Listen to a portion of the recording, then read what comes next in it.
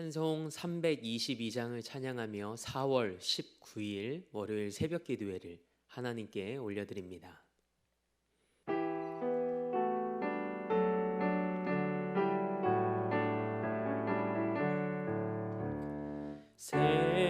세상의 헛된 신을 버리고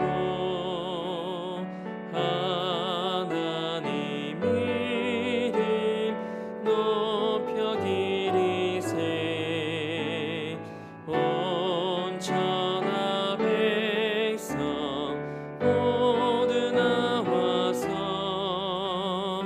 다 같이 하나님만 섬기세.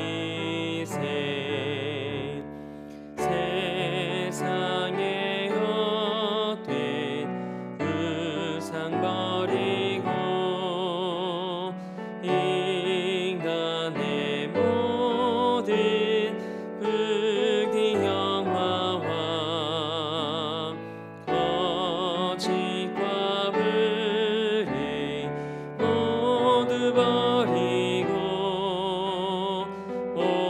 온전히 하나님만 섬기세.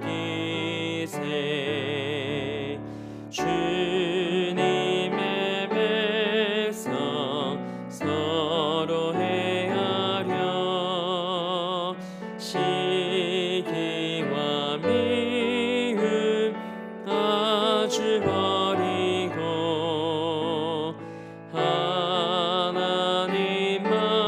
하나님만을 홀로 섬기는 천국으로서 이뤄주소서.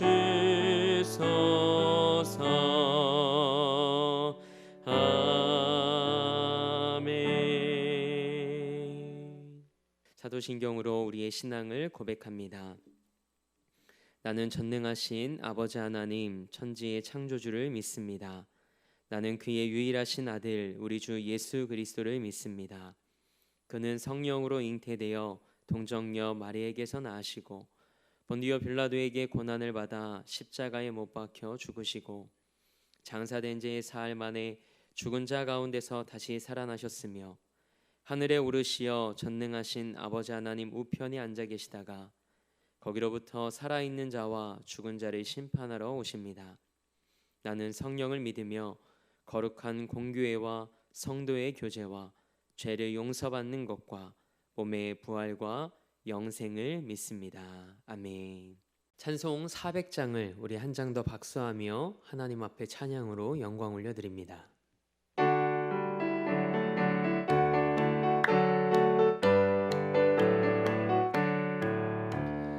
험한 시험 물속에서 나를 건져주시고 노한 풍랑 지나도록 나를 숨겨주소서. 주여 나를 돌보시사 고이 품어주시고 험한 풍파 지나도록 나를 숨겨주소서. 권세 능력 무한하사 모든 시험 이기고 풍랑까지 다스리는 주님 앞에 비오니 주여 나를 돌보시사 고이 품어주시고 험한 풍파 지나도록 나를 숨겨주소서. 죄악길에 빠진 이 몸 캄캄한데 헤매며 불을 짓는 나의 애원 들으소서. 내 주여 주여 나를 돌보시사 고이 품어주시고 험한 풍파 지나도록 나를 숨겨주소서.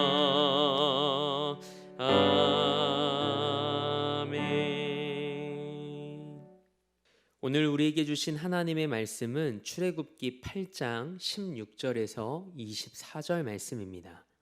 하나님의 말씀을 받겠습니다 고백한 후에 저와 여러분이 한 목소리로 합독하겠습니다. 하나님의 말씀을 받겠습니다. 여호와께서 모세에게 이르시되 아론에게 명하기를 내 지팡이를 들어 땅에 티끌을 치라 하라. 그것이 애굽 온 땅에서 이가 되리라. 그들이 그대로 행할세. 아론이 지팡이를 잡고 손을 들어 땅에 티끌을 치매 애굽 온 땅의 티끌이 다 이가 되어 사람과 가축에게 오르니 요술사들도 자기 요술로 그같이 행하여 이를 생기게 하려 하였으나 못하였고 이가 사람과 가축에게 생긴지라. 요술사가 바로에게 말하되 이는 하나님의 권능이니이다 하였으나 바로의 마음이 완악하게 되어 그들의 말을 듣지 아니하였으니 여호와의 말씀과 같더라. 여호와께서 모세에게 이르시되 아침에 일찍이 일어나 바로 앞에 서라. 그가 물 있는 곳으로 나아오리니 그에게 이르기를 여호와께서 이와 같이 말씀하시기를 내 백성을 보내라. 그러면 그들이 나를 섬길 것이니라. 내가 만일 내 백성을 보내지 아니하면 내가 너와 내 신하와 내 백성과 내 집들에 파리떼를 보내리니 애굽 사람의 집집에 파리떼가 가득할 것이며 그들이 사는 땅에도 그러하리라. 그날에 나는 내 백성이 거주하는 고센 땅을 구별하여 그곳에는 파리가 없게 하리니 이로 말미암아 이 땅에서 내가 여호와인 줄을 내가 알게 될 것이라. 내가 내 백성과 내 백성 사이를 구별하리니 내일 이 표징이 있으리라 하셨다 하라 하시고 여호와께서 그와 같이 하시니 무수한 파리가 바로의 궁과 그의 신하의 집과 애굽 온 땅에 이르니 파리로 말미암아 그 땅이 황폐하였더라. 아멘. 하나님의 말씀으로 새로운 하루를 시작하는 우리 사랑하는 성도들에게 하나님이 어떠한 분이신지를 더 분명하게 알게 되는 이 하루가 되길 축복합니다. 오늘은 하나님의 하나님 되심을 드러내시다라는 말씀의 제목으로 함께 은혜 나누고자 합니다. 우리는 신앙생활을 하면서 역시 하나님이셔 라고 고백할 때가 있습니다. 하나님의 살아 역사하심을 경험할 때 그런 고백이 우리도 모르게 우리의 입에서 터져 나옵니다. 저도 기도의 응답을 경험하고 하나님의 성실하심을 경험할 때면 그런 고백을 하게 됩니다. 그리고 성도님들이 제게 기도를 요청해 오실 때마다 기도 제목을 기억하며 함께 기도합니다. 하나님의 때가 차서 목사님, 하나님께서 제게 이렇게 응답해 주셨어요 라고 문자나 카톡이 올 때면 얼마나 감사하고 기쁜지 모릅니다. 그럴 때면 제가 이렇게 답을 드립니다. 역시 우리 하나님이시죠? 라고 말이죠. 하나님의 하나님 되심을 인정하게 되는 순간입니다. 오늘 우리가 함께 읽은 본문은 하나님께서 모세와 아론을 통해 이스라엘 백성들을 애굽에서 인도하시기 위해 애굽에 내리신 10가지 재앙 가운데 세 번째 재앙과 네 번째 재앙에 해당되는 말씀입니다. 애굽 왕 바로는 앞선 두 재앙에 직면하면서도 마음이 완강하여 이스라엘 백성들을 보내지 않습니다. 그러자 하나님은 모세에게 명하셔서 아론으로 하여금 또 다른 재앙이 애굽에 임하게 하십니다. 하나님께서 말씀하신 대로 아론이 지팡이를 잡고 손을 들어 땅에 티끌을 치자 애굽 온 땅의 티끌이 다 이가 되어 사람과 가축의 몸에 오르기 시작합니다. 생각만 해도 소름이 돋고 몸이 가려운 느낌이 듭니다. 그 고통이 얼마나 컸을까요? 2달 전쯤 저희 집에 빨간 개미가 출몰했습니다. 개미에 물린 곳이 벌겋게 부어오르고 얼마나 간지러운지 한 달 동안 너무 힘든 시간을 보냈습니다. 그런데 온 땅의 티끌이 다 이가 되어 사람과 가축의 몸에 올라갔으니 얼마나 그들이 견디기 어려웠을까요? 땅의 티끌은 히브리어로 아파르라는 단어를 사용합니다. 창세기 2장 7절 말씀에서 하나님이 사람을 지으실 때 사용하셨던 재료를 말합니다. 흙과 먼지와 재를 말합니다. 애굽 온 땅의 티끌이 다 이가 되었습니다. 이 말씀에 언급된 이가 정확히 어떤 곤충인지 우리는 알 수 없습니다. 그런데 이로 번역된 히브리어 킨림이라는 단어는 오늘 본문 말씀과 시편 105편 31절 말씀에 기록되어 있는 단어입니다. 시편 105편 31절 말씀에서는 일종의 작은 벌레를 가리키는 뜻으로 사용되었습니다. 이것은 이보다 더 보이지 않을 만큼 작으면서도 피부를 가렵게 함으로 고통을 주는 것이었습니다. 이 재앙은 어느 특정한 지역에서만 일어난 것이 아니었습니다. 애굽 전역에서 셀 수 없이 많은 벌레가 생겨났다고 성경은 기록합니다. 그러자 애굽의 요술사들이 자기 요술로 아론을 통해 행하신 하나님의 일을 따라하려 합니다. 이전에 지팡이가 뱀이 되는 것, 그리고 애굽의 나일강의 물이 피로 변하는 것, 그리고 강과 운하에 있는 개구리가 애굽 땅에 올라오게 하는 것은 애굽의 요술사들이 따라하고 흉내낼 수 있었습니다. 그런데 18절 말씀을 보면 애굽의 요술사들이 티끌이 이로 변하게 하려 하지만 하지 못합니다. 한계에 부딪힌 것이죠. 하나님의 능력을 따라하며 자신의 존재를 과시했지만 여기가 한계였습니다. 하나님께서 그들을 제어하시자 그들은 무기력하게 됩니다. 그렇다면 하나님은 왜 애굽의 술사들에게 지팡이가 뱀이 되게 하셨고 또 물이 피가 되게 하시고 그리고 개구리들을 나오게 하는 이적을 행하도록 하셨을까요? 그것은 사탄의 실례를 보여주시고 사탄이 하는 특성을 묘사하며 그들이 추구하는 방법과 한계를 보여주시기 위함이었습니다. 사탄은 모방자입니다. 전능한 존재가 아닙니다. 그래서 하나님이 허락하지 않으시자 그들은 아무것도 할 수 없었습니다. 오직 우리 하나님만이 전능하신 분이십니다. 우리 하나님만이 한계가 없으신 분이십니다. 우리 하나님만이 모든 것을 가능케 하시는 분이십니다.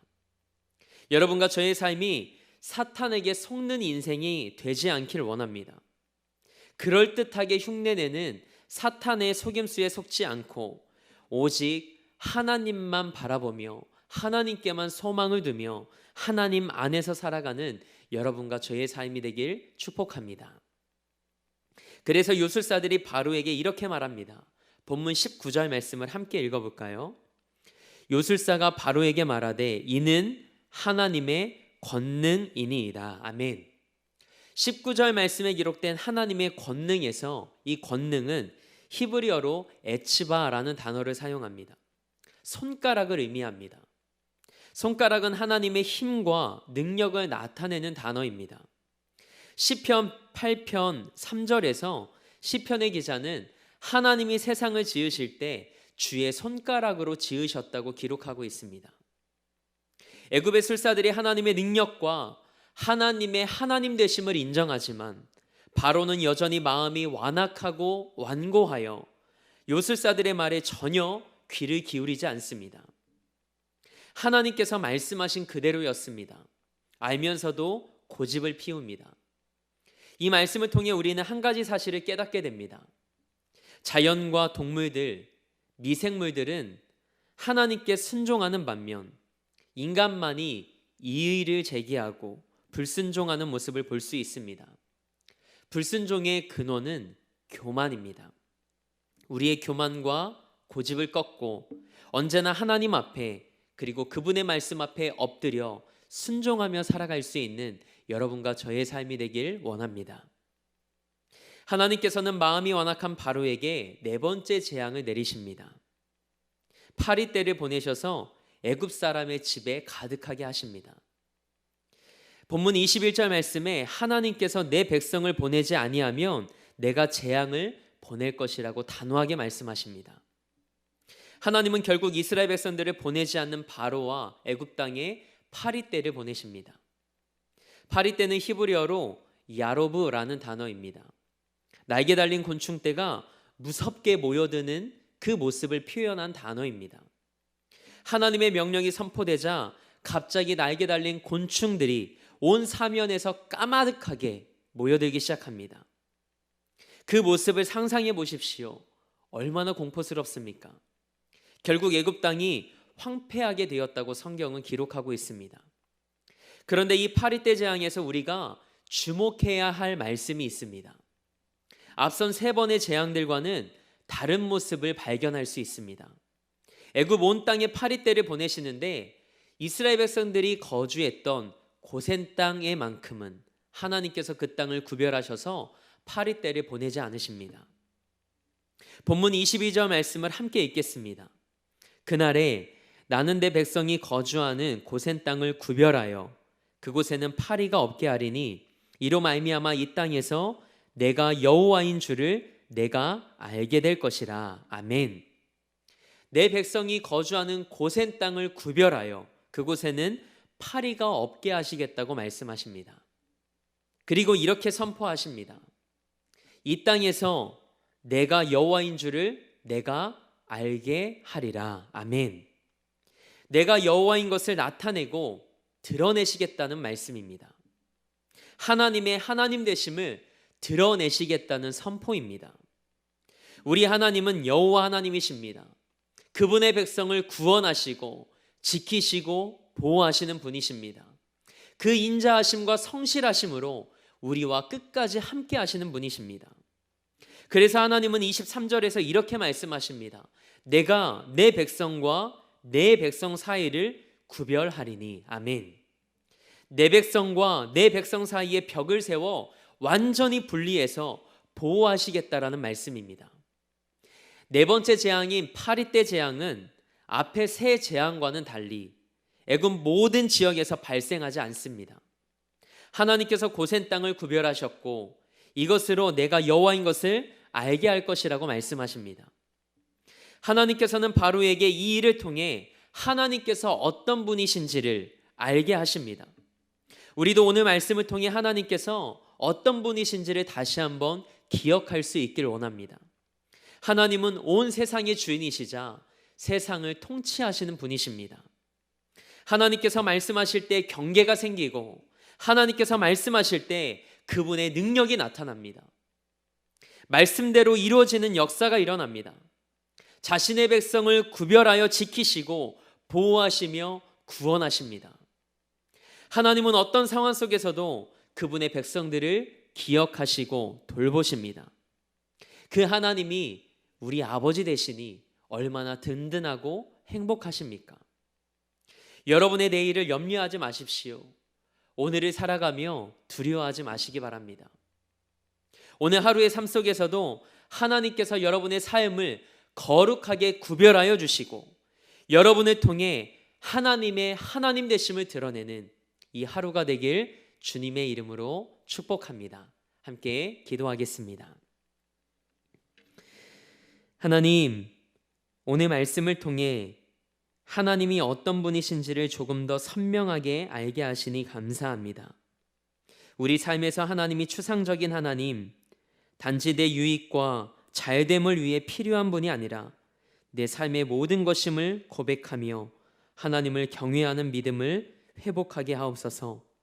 상황에 따라 바뀌는 믿음의 고백이 아니라 어제나 오늘이나 변함없이 나와 함께 하시고 우리를 구별하여 지키시고 보호하시는 하나님이심을 신뢰하는 삶이 되게 하옵소서.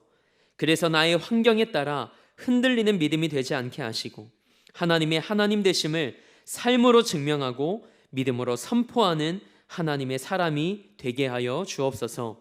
오늘도 이 나라와 민족을 위해 기도합니다. 하나님께서 이 땅과 열방의 주인이심을 고백합니다.